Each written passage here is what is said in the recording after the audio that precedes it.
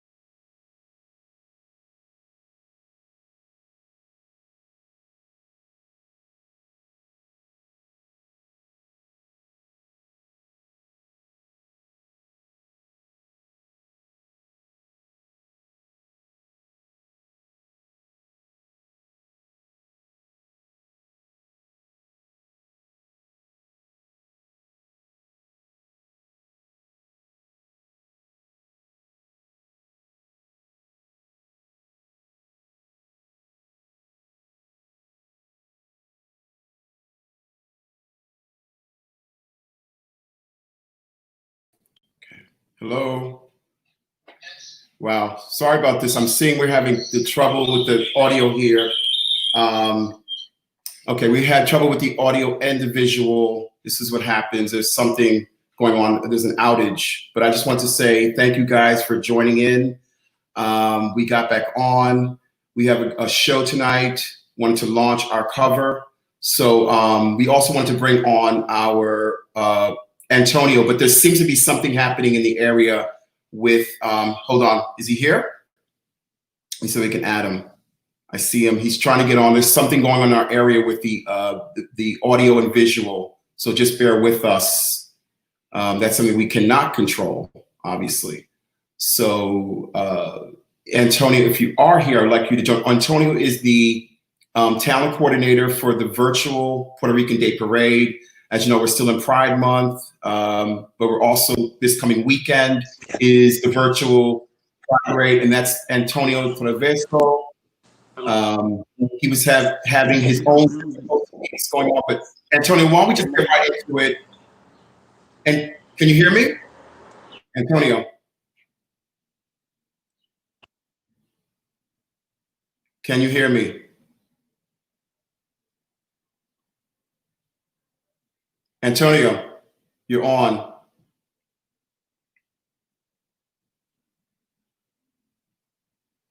Okay.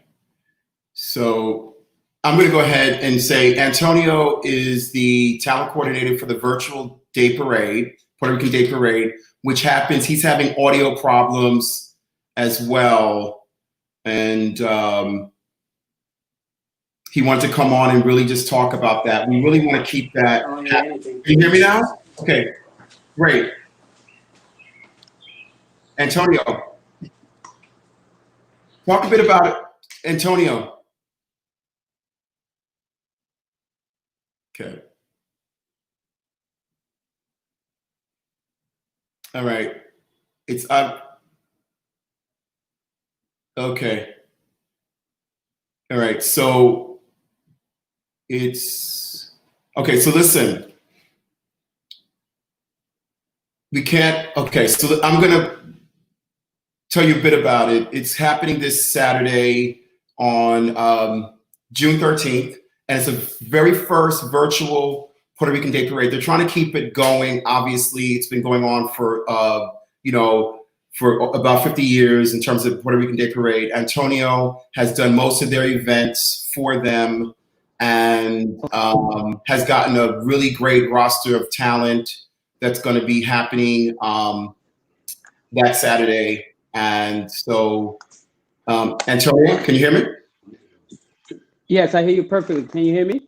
Yeah, well, let's just go into it. Just talk. Tell us about. Okay.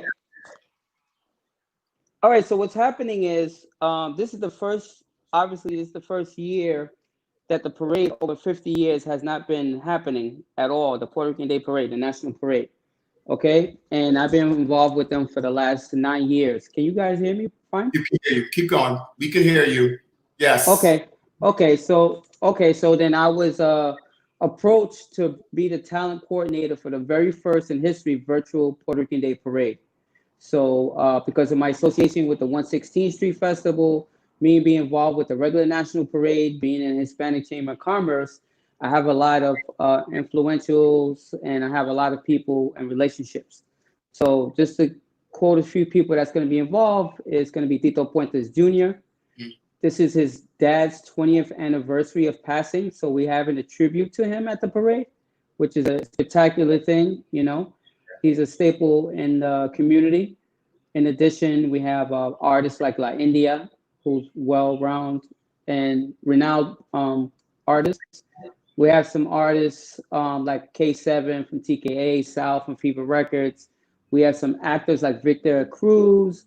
We just all coming in collectively to continue the tradition. Right. You know, it's about pride, tradition. It's about being together, you know, especially us people of brown, we got to just really enhance and support each other. You know, it's not about corporate America. It's not about the money. It's just about the culture, pretty much, you know, and this situation that you guys have is very important because a lot of people, not to say they're ignorant, but they're just not aware, you know, and I definitely appreciate you guys allowing me to be on your show, because then we could definitely educate and let everybody know that we're making history this Saturday, you know? Right. And that's a good, you know, the thing. I mean, it's important. Absolutely. You know, I grew up actually, on a personal note, I grew up in Spanish Harlem. So the Puerto Rican, you know, right near La Maqueta, you know, 116th Street, Cuchifritos on 116th Street. So I grew up, that's my, you know, I consider that. Hey, y'all, can you see me? I can see you, Paul. Hey, hearing me? Yeah. Hi, Antonio. How are you? Hey, how are you? Oops, I'm dropping out. Everything's amazing. I really appreciate you guys giving me this opportunity, man. I mean, we all both know, no matter what culture we are part of, it's always been the music, it's always been food, it's always been, you know, the community, you know, and this is what it's all about. Antonio, can you hear me? Yes, I hear you fine. You okay? Yes. Are you able to hear me? No. All right. Well, if everyone else can hear me, I could hear you. We are definitely having a little technical difficulty. All right, something's going on your side. See, Musa is logging out. I'm here. Okay, now I hear Musa perfectly. Musa, can you hear me? I can hear you. So I want you to continue with what's going on. So I was explaining that, you know, this program, you know, one of the things about this program and about Ambassador Digital Magazine is that it really embraces diversity, our culture. You know, like I said, I grew up in Spanish Harlem, and I love our people. I love, you know, all aspects of it, from the Caribbean, everywhere. We've been everywhere. So, you know, the Puerto Rican Day Parade is extremely important to New York City, to the nation, because it's one of the great parades here in our city. So, you know, I just want to say that to you, you know, and I welcome you. So, and I think Paul was trying to make that point as well, that, you know, but we're also having this, like I said, we're having this moment right now with our technical situation, which is, I think probably everyone's having it a little bit right now who's online, because there's a lot more people online, especially at 7 o'clock. You know, we had this night first.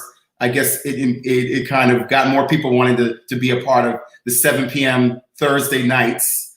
But I welcome everybody here that's shown up. And we've got, you know, thank you so much for telling us a little bit about the Virtual Day Parade, and that it's going to continue after all these years of being a part of New York City's landscape, its culture.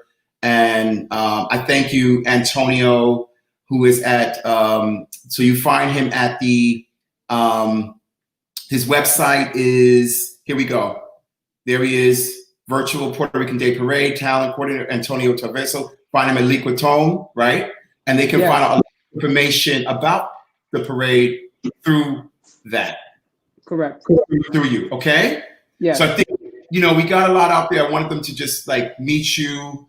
You know, we're gonna, you know, we have, you know, this is a great time, you know, to honor Puerto Rico. We got to stand strong with Puerto Rico. You know, we got to rebuild. We got to rebuild. We got to rebuild. Listen, we got to rebuild Puerto Rico. We got to rebuild the United States. We got to rebuild as a culture, as a people. Well, you just hit it right in the nose. As a people, we have to rebuild. We all together. We're all human beings. We're all part of the same race. That's it. Ultimately, we all, you know, and that we can allow one particular part of the race to control another part of the race. Hence, we want to all say, I have you here.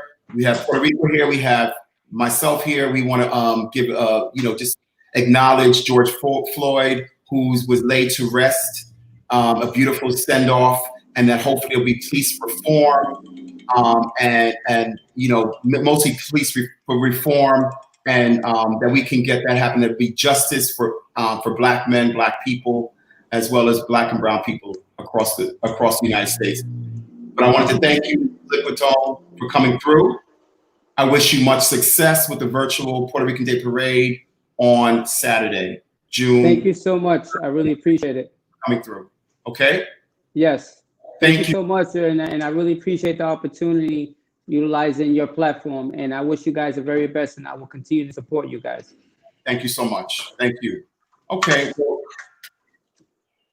And so here we are. We want to, we do want to, right now, I want to talk a little bit about our featured guest. He is a man of many talents, I might say. He is someone who I have, you know, who I had the opportunity of knowing way back in the day, you know, back in the 80s. And he is from the Bronx, living in Harlem. He's Puerto Rican. He is a cultural phenomenon to me and to many people. He's was a pioneering Vogue ball dancer. He has been on the runways of Armani, Mugler, all of the best runways in Paris and Milan, all around the world. He is an epic designer. His designs create illusion and fantasy, and he's just quite fabulous to me. And I'm happy to say he's also our cover star for this week. I'd like to introduce my friend, the amazing ADRIAN ALICEA.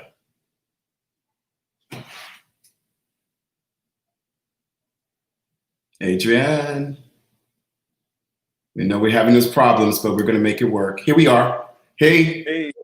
Hey. How are you? I'm good. Good to see you. Thank you so much for being here. Thank everyone for being here. Thank you for being here, ADRIAN. It's so good to see you. Good to see you too, and thank you for that wonderful introduction. Oh, it's all real and it's all love. And forgive the technical.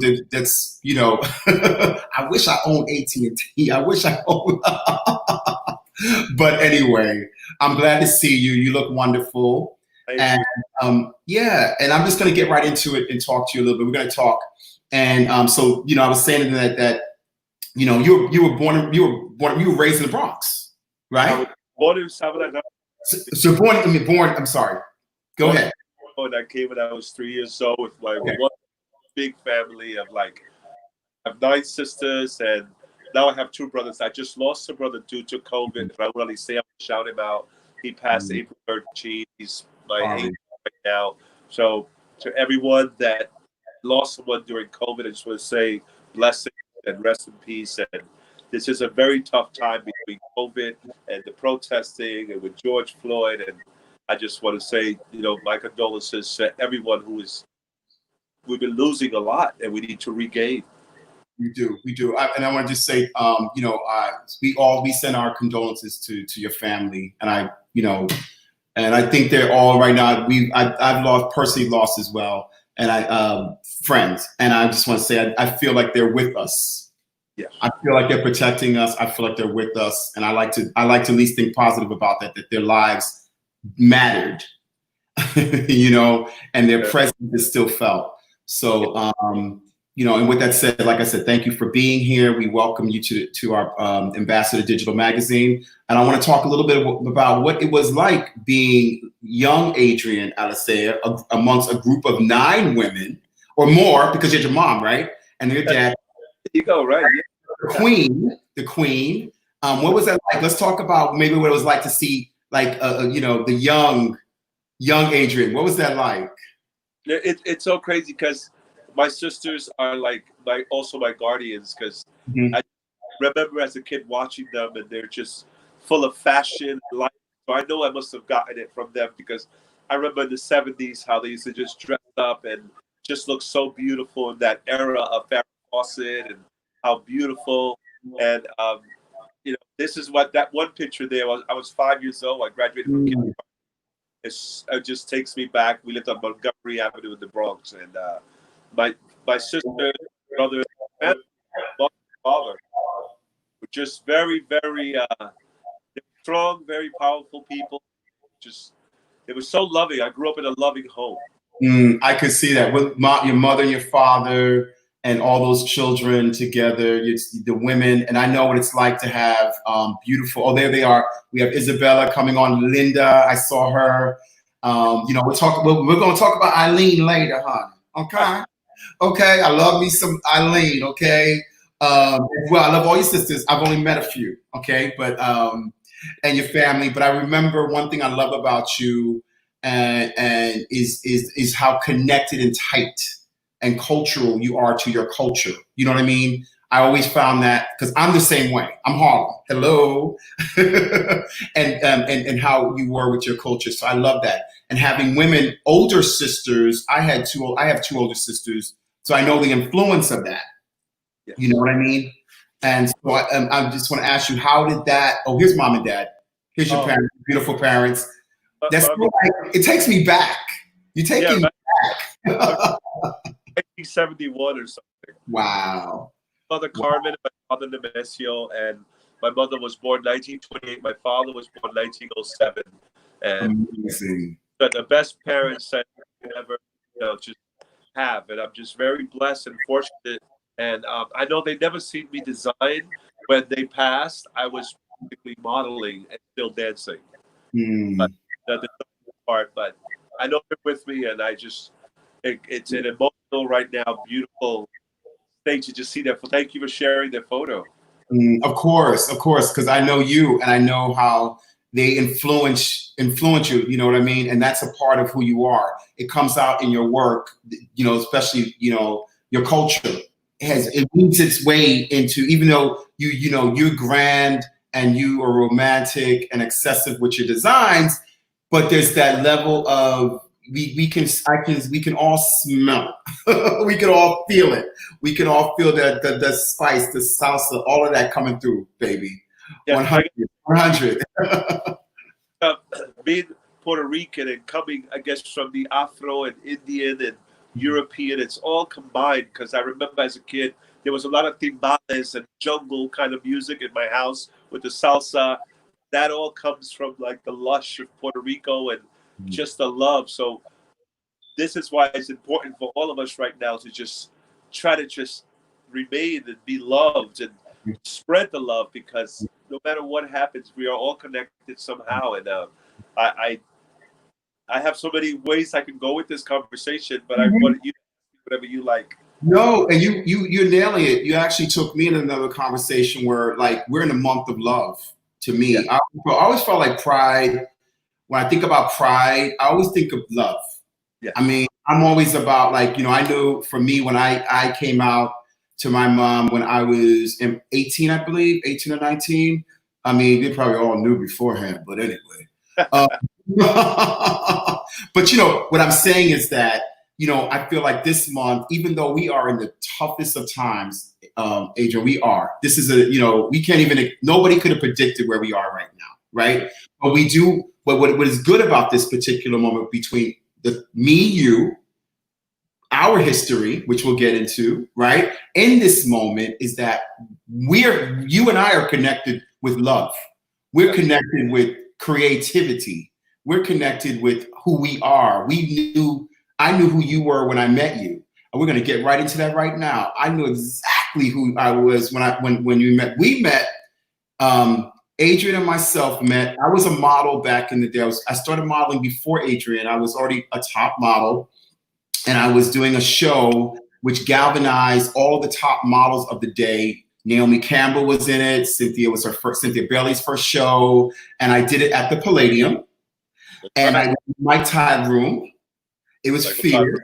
Beth Ann Hardison was a host. And it was a fabulous thing that we were raising money because Hurricane Hugo had devastated the islands. And I'm not from the islands, but I'm a humanitarian. And my friends were. And so it had devastated Puerto Rico, if we recall. And it also devastated a few other islands. And my friend came from Montserrat, who was actually the producer. And she asked me to put on this show. And I said, I'm going to put on a big fashion show, get all the designers, get all the girls, all the guys. And we're going to open it up.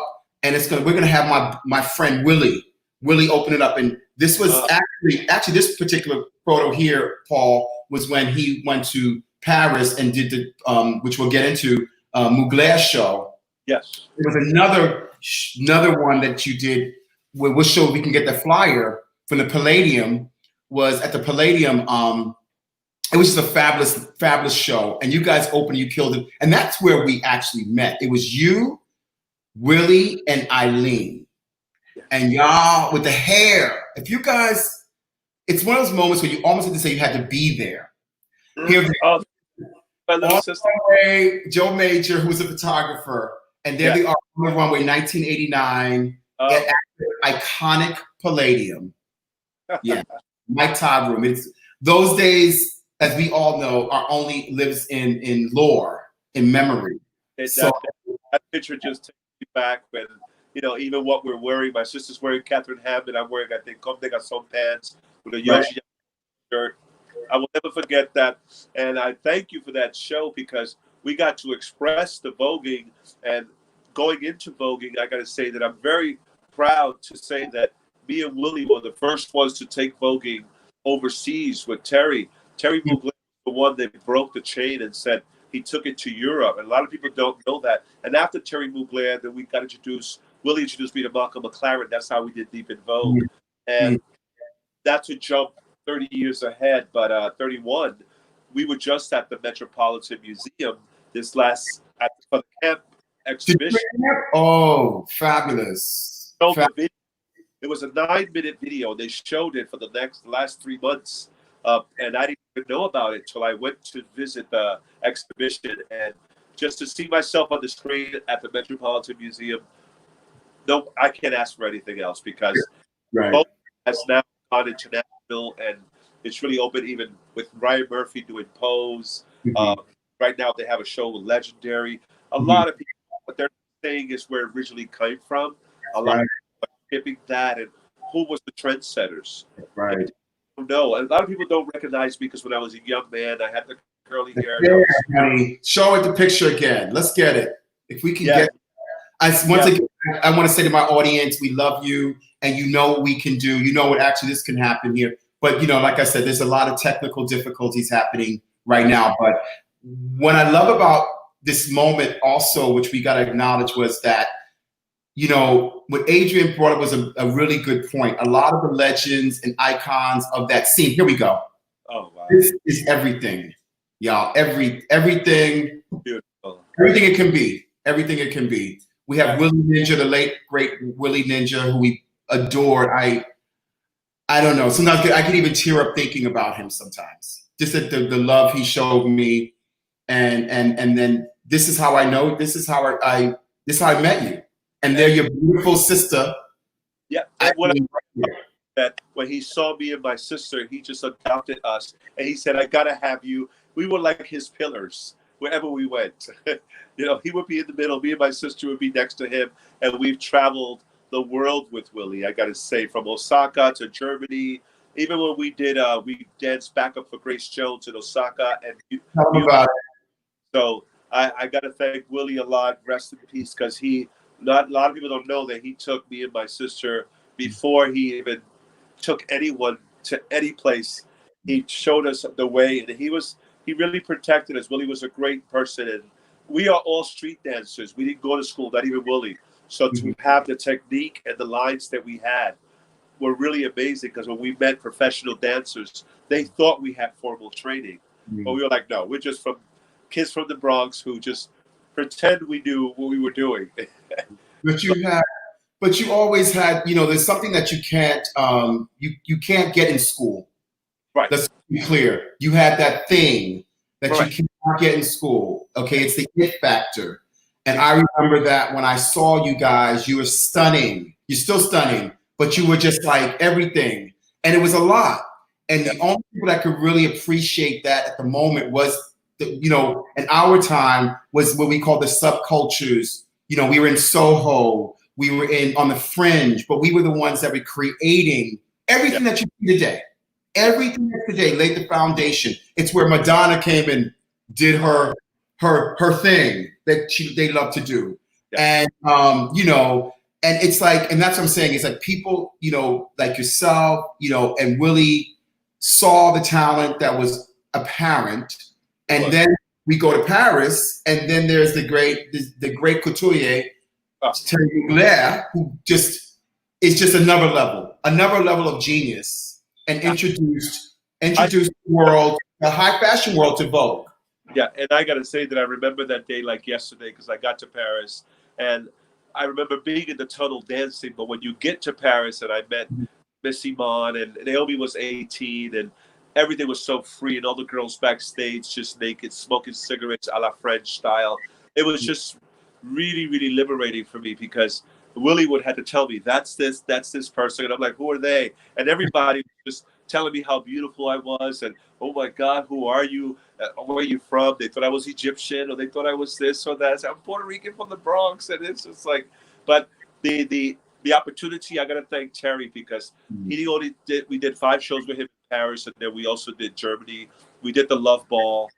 We did Moscow. So Terry was like, he was the pioneer who helped Vogue dancers take it to Europe. So I really got to thank him, because I haven't seen him. Maybe the last time I saw him was 10 years ago. And when he saw me, he said, "You finally shaved your head." I said, "Yes." Because in Paris, when I had long hair, he tried to shave my head, and Iman told him, "No, you're not." He wanted to shave my head that year. Right. So it's crazy how now I'm shaved. So it just comes back to around. But really a journey how. And there's Willie right there. And from there, I met so many designers. I met Mr. Armani. I met Vivienne Westwood. I did Jean-Paul Gaultier. And when I did Jean-Paul Gaultier, he did say, "I want you to do my show, but I don't need you to Vogue because you did it for Terry." I said, "That's perfect." But he still wanted me to do my thing down the runway.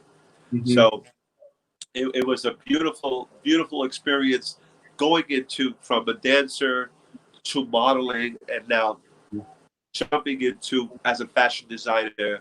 It just, I love what I'm doing. It's a passion. It became a strong passion, and So tell me.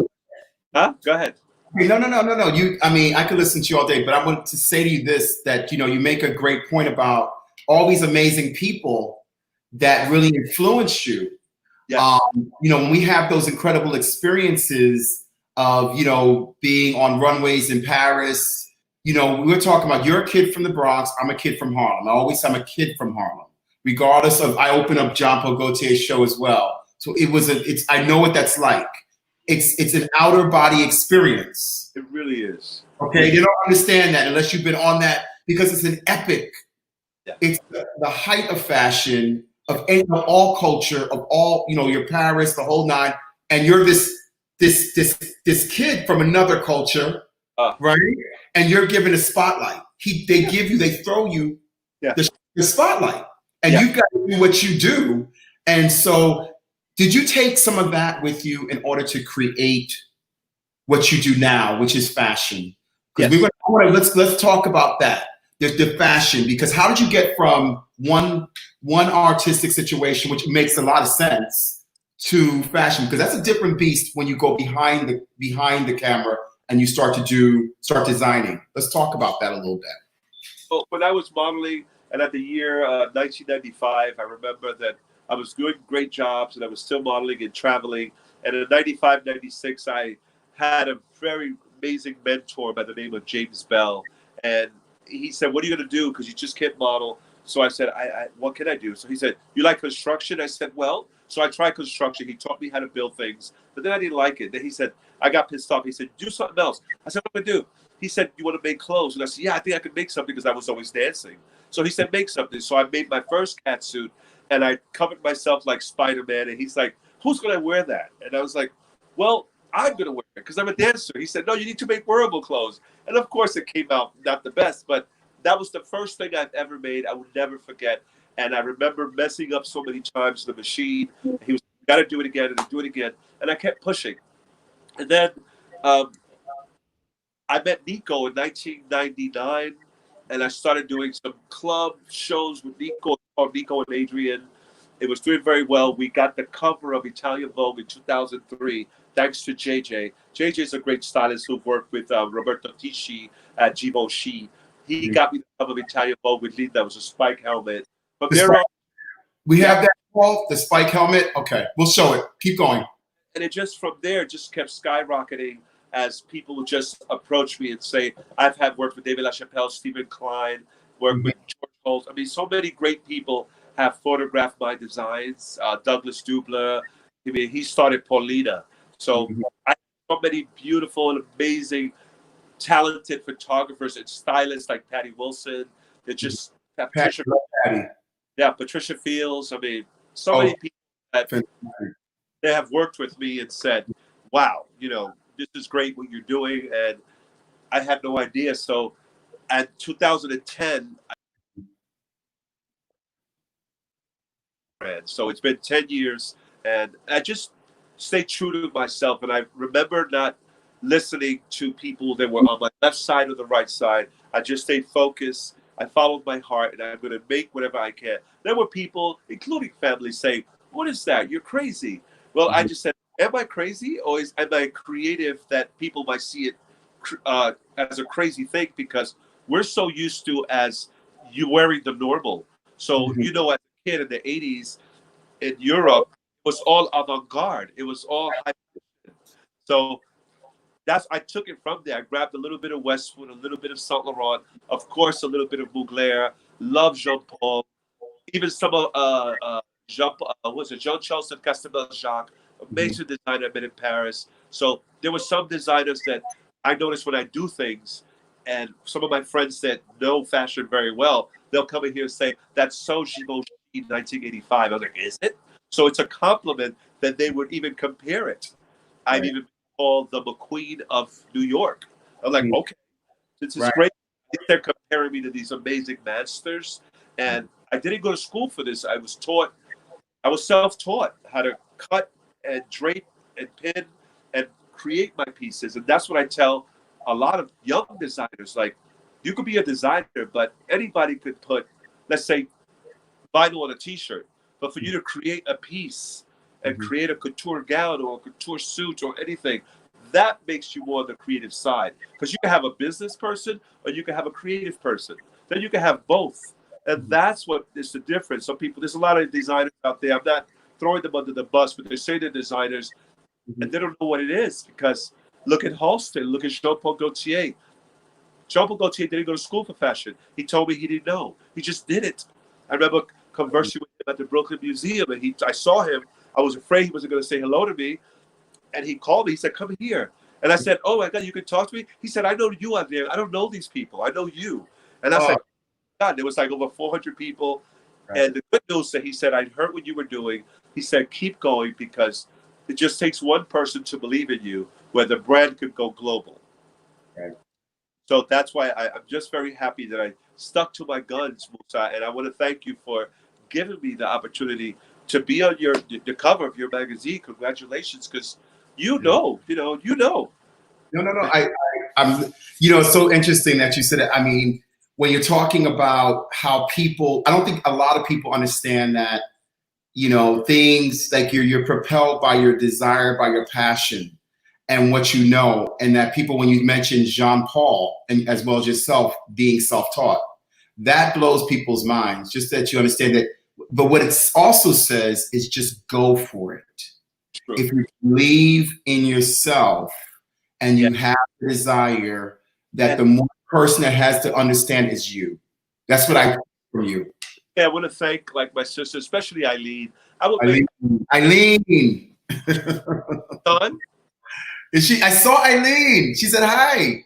I want to thank her, because I would always push her. Eileen was always shy a little bit, but with those legs, I was like, "You're putting on this dress, you're putting on the highest shoes." And I got to say, to me, she's and Willie always said it, she's the first lady of Vogue. The first girl was voguing and took it up there. And I've always pushed her. She used to battle these gay kids on voguing, and these super duper amazing guys, and she would battle them. And it's like this real girl, not even battling gay kids. That's a big competition. So and you can tell, you can talk about that. When she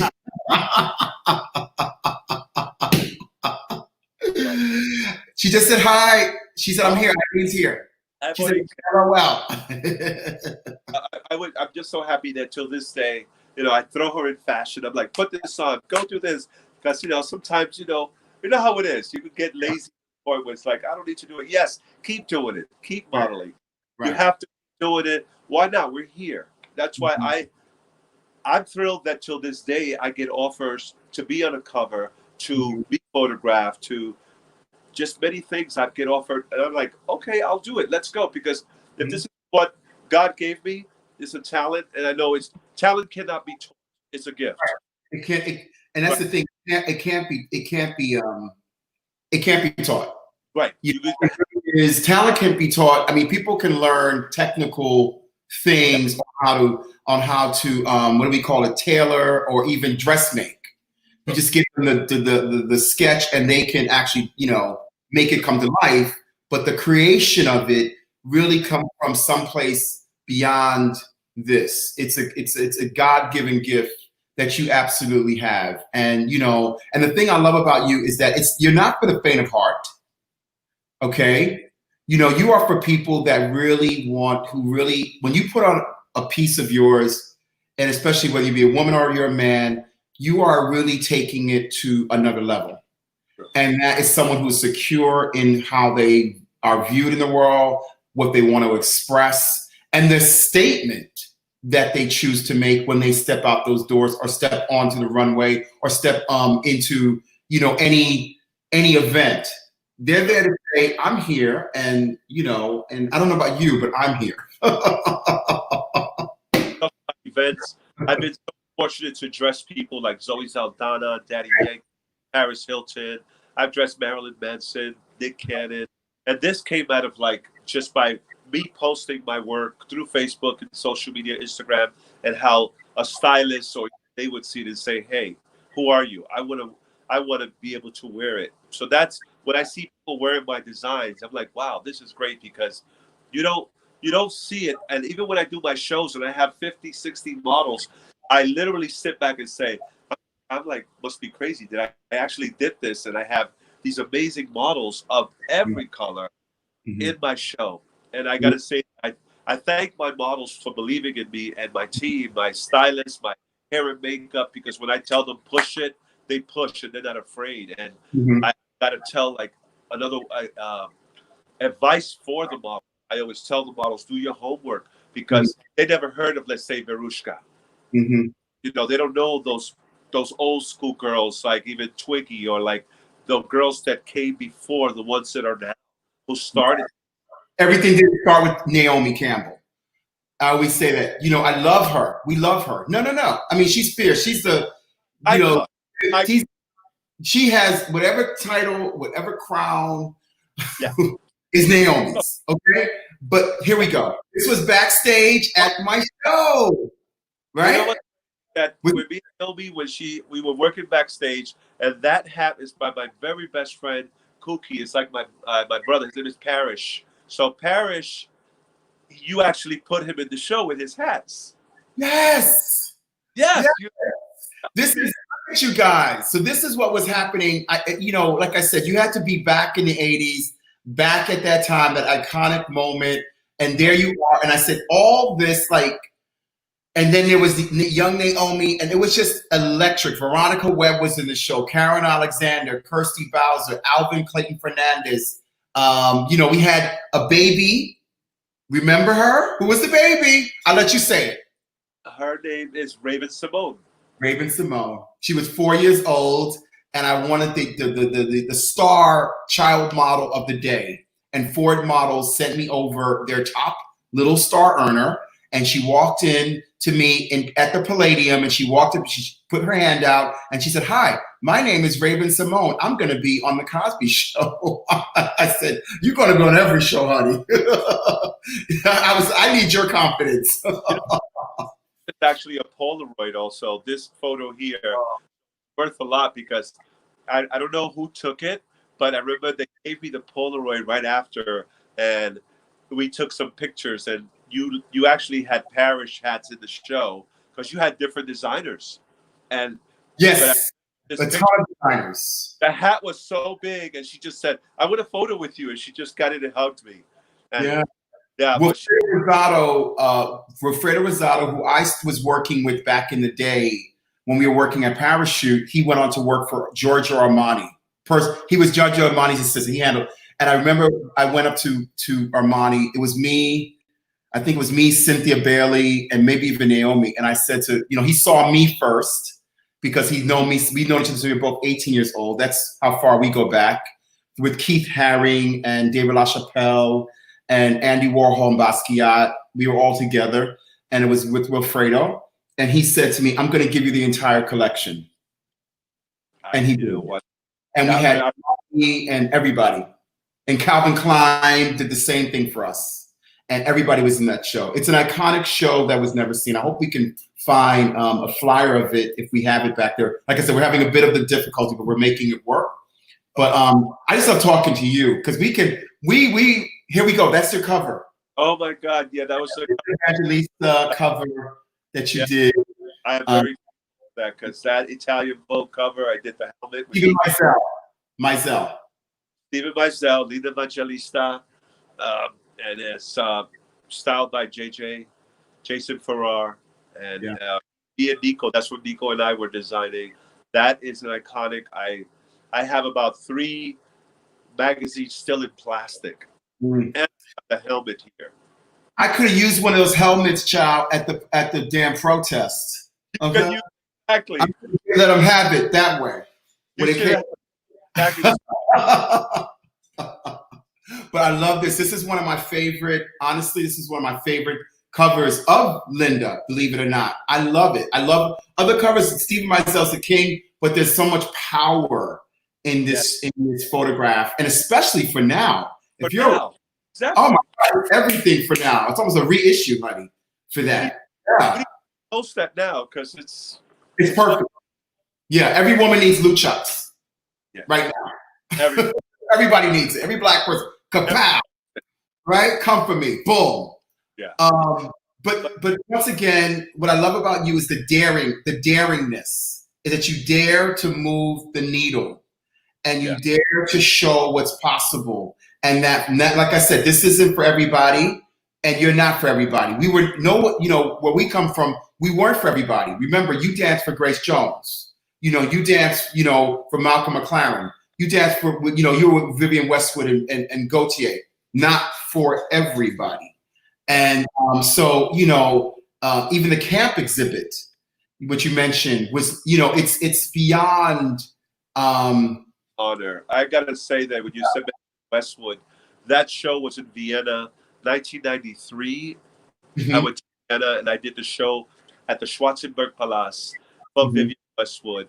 I would never forget. She put giant wings on me and an itty bitty like pair of shorts, and I had to dance to Prince. And she said, "I want you to dance." I said, "Dance?" She said, "Just dance down the runway." And I have one photo. I never saw the. You know, back in the day, we didn't have this YouTube and all these things, and it's crazy. I wish I had. I just have photos of it, but this is something that when you mention these people, it takes me back to that day when I was working for them, and my mom let me go to Europe, and she didn't know where I was going. She just said, "Where are you going again?" "Mommy, I'm going to Paris." She said, "Yeah, Paris, Paris." So it was just so beautiful to be able to get out and experience that. And look where it's taken me now, where a lot of people have been wearing my designs and really supported me as an independent designer. So I'm just so grateful. And I've learned that I've only comfort the disturbed, and I disturb the comfortable.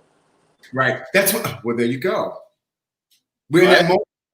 And I think we've entered that moment of disturbing the uncomfortable in everything that we do now. It's about, you know, and you know, and you know, here's another thing. We're gonna another thing is I gotta have you back as well. You know what I mean? This is one of those moments where, you know, you and I can talk, and maybe we just dish about the days. Maybe I'll bring on someone else. We can dish about the 80s and dish about the 90s and dish about, and I'm talking about like, you know, in the clubs and talking about from the tunnel to area to the garage to the bandouche in Paris and all that good stuff. You know what I mean? So I want to talk about that at one point, you know, but I hope we can get to see the cover. Like I said, we're having a tech. This is something in the ethos. I think it might even be retrograde going on right now, but it's like, I want to see his cover. Can we get the cover possibly? It is retrograde. It is. Ambassador? The ambassador. Can we see his cover? Please, I want to see it. Please, technical difficulties. Go. I don't mind talking to you, but I would also love to see. Okay, hold on. Can we get it? Can we get it? Can we get it? Can we get some? Yay! That's beautiful. Beautiful. We wanted it romantic and, you know, something of another era, but this era. Wow. Creating, you know. I like that a lot. I gotta post this tonight or in the morning, right? We have it. We will have it for you. Yeah. With the story with it. It should be by tomorrow. We'll have the story. The whole. I can post. You can post this. You can post this tonight. We'll give that. Wow, Isabella. Wow, looks amazing. But we wanted, you know, like you are a mythical figure and a beautiful Crystal. Thank you, Crystal. Thank you, Isabella. Thank you, Angelique. Thank you, Linda, your sister. We love sister love, right? And those are all my sisters. Crystal's my ex-wife, actually, but she's my sister now. Angelique's my like bestie sister, you know. And they all like giving us applause. But I love it. We wanted to give you the romance and the dreaminess. Like you are a mythical. Even though you're my friend and you know, Kiki and the whole nine, but you have something that's beyond that. You can it's like errorless. Yes, right. Like it could be in the 20s, it could be in the future, it could be now. You know, you're like I said, you know. I wanna shout out my friend Manos. Oh my goodness! Thank you so much. Please go. You go. For just being such an amazing artist and friend and a brother to me. That man came here and said, "Put this on and that shirt," and photographed me while I was working. And look at the photo; it wasn't even planned. And I remember him saying, "Get the shirt, get this." And you know, when I see the shot, it's crazy because, like you said, there's so many shots that I've done during my life of modeling, and you could take and become a chameleon. So there's shots where I could look like a vampire or a cowboy. There, I look like something out of Saudi Arabia, Dubai. It's really beautiful. So that was the way he captured me, Manos. A great job. Can we see Instagram? People can. Is it? How do you spell? If we have it here, we wanted to put it down, but we couldn't. So it's MANONCE, right? and say it twice. So it's twice. If you go on Instagram, Yes. Okay, but he's a phenomenal photographer, and he understands you. And that's another thing about you. What's so good about you, what I love, is also that you That's beautiful. you also, you remind me a lot of back in the day of when Calvin Klein used to do his own ads. Remember that? Calvin, a lot of designers who were good looking, they would also do their ads. And because I think when you saw the man and you saw the design, they kind of really told the story. And that's another thing about you, is that when you wear your clothes and we understand the story, the journey as well. Yes. I love that. I like capturing my own designs as well, working with the model, because then I give them a task where I make them go into another character, which is very beautiful when I work with models, and to be able to photograph my own designs. Right. So I've also want to shout out, that's Douglas Dubler. Beautiful shot with the model. Her name is Cassie. She's from Africa.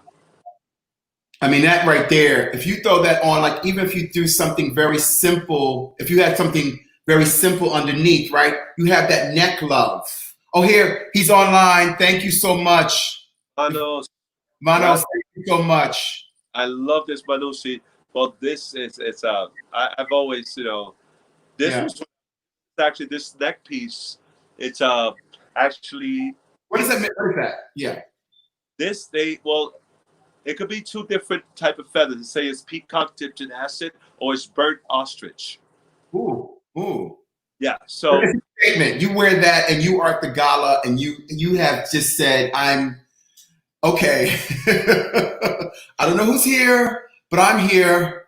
And and that's enough. And you get photographed. This is a photographed piece. This is a piece that you walk on the runway, the red carpet, and it's a moment that will be received quite well.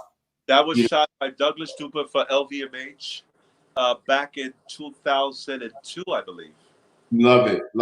I love it. Awesome. Very tribal, very powerful, very, very. But I mean, there's so many stories. I'm just very grateful. I thank God for just the blessings and the talent and the gift. And I don't take it for granted, because I just can't. I mean, I'm very humble. I'm going to ask you a question. Yes. If there's designers out there, looking at ADRIAN ALICEA, that next young designer, what would you tell him or her, especially in this day and age, with everything that's going on? What advice would you give that next great talent out there that thinks maybe, what would you tell them? I would tell the young designers, young or old, any age you want to start, to just follow your heart and don't listen to what people have to say, and learn how to cut and sew and drape and create. Because a lot of designers cheat, and they're lazy, where they get somebody else to sew it for them and draw it for them, and they're not hands-on. When you're hands-on and you get in the yard and get your hands dirty, that's when you really know that it becomes. Because a lot of people are just in it for the money. Look at me, I want to make money. But that's not it. But when you know that you can make it, and you actually put your hands in it and basically follow your heart and do it. No matter if, and I always say the first idea is the best idea. So if you a red, big, beautiful dress and it has too much ruffles, leave it. Usually they say less is more, right? I say more is more, less is bore. How's that? More is more. Say it again. More is more, less is bore. Okay. But I love the advice that you're giving that, basically to know their craft. Yeah, know your craft. Get a form and get fabric and create, and it's okay, because then you'll see your passion, and also to watch a lot of fashion documentaries and know who were the masters who started this. Know who Pierre was, know who Givenchy and Saint Laurent, and go back to like, who are those guys? Even Pierre Cardin, he's still alive to this day. No one knows it. He's like 97 years old. He's still around. Pierre Cardin is alive? Of course, he lives in Italy. See that? An education, because I thought he was gone, because he just basically became a recluse. No, he is still around. He's about 97, and he owns Missoni. He owns a lot of brands that people don't even know about. Wonderful, wonderful. Those are the people that we are just clueless about because we're just focusing on what we see on Instagram, but we don't do the research, and we don't watch these things. We don't know, we don't learn about it. So it's just like anything else. I like to learn from cultures, different languages. I always tell my family and my nephews and nieces, learn different languages, play the piano, play the guitar, learn how to sing, do it all, learn it all, give me everything. I want to learn everything, because what happens, we're so comfortable that's what it is. I like to disturb the comfortable. You disturb them, they get nervous. But it's good to disturb them because they're too comfortable. That's what happens when you're comfortable. You just get fat and lazy. Right. But we don't want that. We don't want that. I have one other question for you. Anna Wintour just basically made a statement, because we know we're in this very much Black Lives Matter moment. Yeah. And I'm going to say Black and Brown lives, okay? But Black Lives Matter moment. And I think she had to issue a statement saying that she recognized finally that, there weren't very many people in her employ.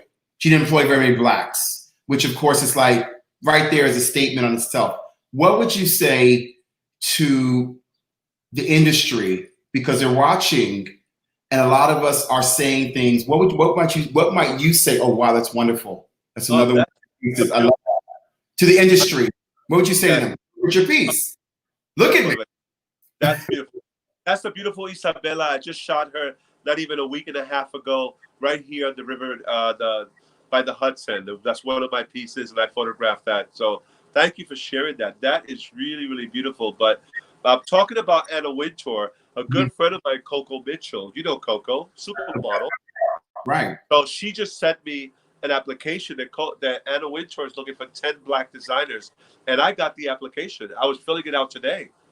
Wonderful. So that's what we need. We need more visibility. We need more visibility. And also, I think they did something also where we're talking about sharing the mic. And what that is about is that white people have the privilege because they created that way. And now they're actually sharing the mic, sharing their stage. To also piggyback on that, Serena Williams' husband, the co-founder of Reddit, actually, he just resigned and he wants to give up his place and have an African-American, a Black person, to have that privilege, to be in that spot. So I'm saying that that's what I think is needed, is to be able to say, we have it now, we have to give it over because we've enjoyed it so much, because that's the only way it's going to change once we are in those positions. So I wish you, hey, listen, here he is. One of the 10, he should be one of the 10. Adrian, you should be one of the 10. I know it's a blessing what she said. We'll put the love out there. We're gonna put it out to the universe. I'm happy that she did that, but it also should be people like, let's say, Essence. They should do that too, because Essence is amazing. Good for you. We love Vogue, but why can't it be like a Black magazine offering Black designers opportunity? Good point. Great point. I love that point, and it's another thing. One of the reasons I'm wearing Harlem American. My friend Dar Coxum, who is has a design, but also just Harlem American. I wanted to show also that we have to come together and support one another in what we're doing. I hope people see this show, even with all the technical difficulties, that I'm going to ride it, honey. Okay, I don't care what's happening. I'm going to see it to the end and make sure it happens. I'm just proud of my staff. Paul, I know Paul is out there. He's doing what he's doing. Paul Majan is the creative director for Ambassador Digital Magazine. I want to thank Murphy Heiliger, who was doing our cover designs before. We got more coming up. We have Father's Day issue next week. There's Paul. Say hey, Paul. Say hi to Paul. And we have Paul. We have other covers coming. We have other interviews coming. But I think what I love about this is being able to come together and shine and show your shine and what you're doing and support you and what you're doing. And I love people like Coco who said, hey, no. Here's an application. I want you to shine. Yeah. You know what I mean? Yeah. Hopefully you can get the opportunity, but that we create them for ourselves. We're self-starters. Yes. That we can create our own. We have to help each other. There we go. Especially what we're going through now. And this is a time where we need to just really like embrace and support local businesses, support each other, because we could also buy these big brands, but do they really support younger brands who are not at the $1 billion bracket?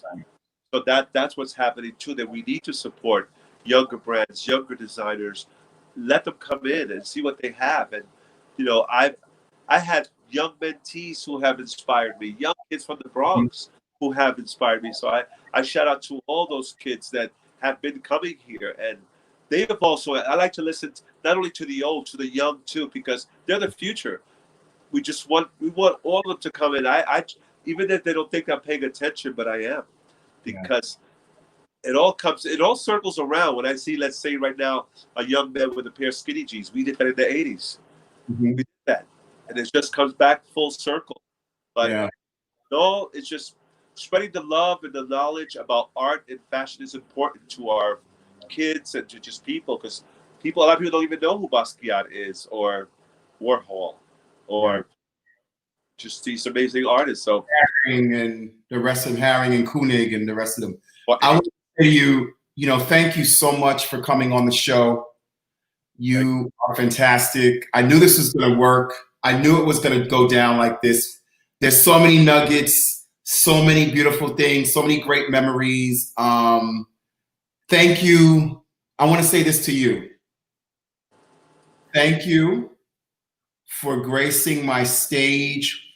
I was 24 years old and took over the Palladium, the greatest nightclub in history, and next to Studio 54. And you opened the show, and I said thank you back in 1989. Wow! I got to say thank you this way, like you became a designer. I'm here doing what I do, and we're able to come back together and just show love. So I'm thanking you again, and your sister Eileen, Queen Eileen. Queen Eileen. My love. Give all your sisters my love. That was mine too. I want to thank all my sisters, and I want to just congratulate you and Paul and the editors for Ambassador, and just for really considering me and putting me on this cover. This is amazing. When I see myself, and 31 years later, who would ever think, Musa? 31 years later. They don't know. No, that's beautiful. I'm happy and proud. We got to keep this going. We're gonna have you back. As I said, Fashion Week will be up. We'll be here soon, honey, in September, and that'll be a virtual probably situation again. But we want to have these kind of conversations about Black and Brown in the space and how we're dealing with the industry, the fashion. So I got some heavy hitters coming. They've already promised that they're going to come through, from the Cocos to the Debras to the Freddies. They're going to be coming through along with yourself and Epperson. So we're going to have all of you guys to come together and maybe have a conversation about what it's like being in those spaces. Okay. And that's another thing, guys, to look forward to at Ambassador Digital Magazine. I'm going to sign out here and say to you, to all of everyone, I believe it when I see everyone who have been supporting us. We appreciate you, in this time more than anything, and just keep doing what you're doing. Whatever brand you're doing, whatever your personal brand is, just believe in it, continue to go for it. Let's connect. Let's all make sure that we get the equal opportunities that we are deserving of. We are all a part of this human race, this human family, okay? And I love each and every one of you. And if I've missed anybody, just know that you know me. I love you, okay? Thank you so much for joining us today. And I'm sending you off with love. Love. Okay. Ciao.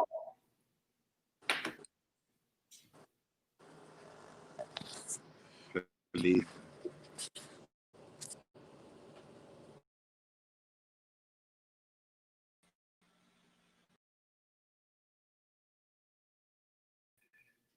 So, we have more. Wow. She's still watching. It is still live. This is Adrian and his sister Eileen, shot by the famous photographer. This is the after show. We can just call this the after show. Shot by the famous photographer George Hulse. He did a fantastic series called The Original Sin, and I love it. And this was, this is what was going down back in the '80s, the creative side of it, So, but thank you guys for coming. Thank you for showing that photo, and we will see you all next week. And hopefully, we will be out of Mercury retrograde. It's been crazy. Okay. Have a good one.